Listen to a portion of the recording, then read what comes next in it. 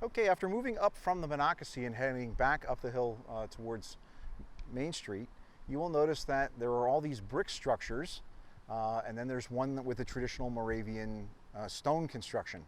The brick structures were built much later in the 1800s and are now part of Moravian College's campus, particularly their School of Music. But the stone structure that you see here is the original Sisters' House. So let me explain a little bit about Moravian society. The Moravians, in order to survive here in the New World wilderness, really had to live a very disciplined life. And as such, they divided their numbers by gender and by age. And so this would have been the Sisters' House for all of the young women.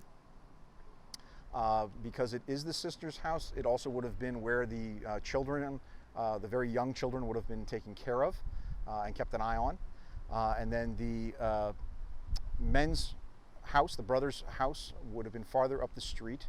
And there's also a home for widowers or men who had their wives die, women who had their husbands die. There was individual places for them as well, although many of the brothers would actually just go back to the brother's house if their wife passed away.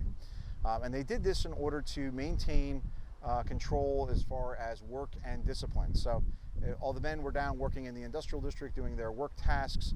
If you screwed something up or you broke a rule of some type, they would take care of all of the discipline within that particular group. And of course, the group fosters stronger ties, has people working together better, and forms those kinds of bonds that are needed in order to overcome difficulties. Same thing with the Sisters' House. The women in the Moravian community also participated in their own forms of manufacturing. They were in charge of all the cloth making, all the child rearing, anything having to do with medicine, candles, a lot of the fine pottery work, artwork of any kind. A lot of the agricultural processes were also shared by women, particularly food preparation and storage. Remember, you've got very limited access to things like the spring house, so a lot of things had to be either dried or sealed up in order to keep them through the winter months when you didn't have access to fresh produce. So women basically dominated all of those things, and matter of fact, kept a lot of the records that are stored in the Moravian archives.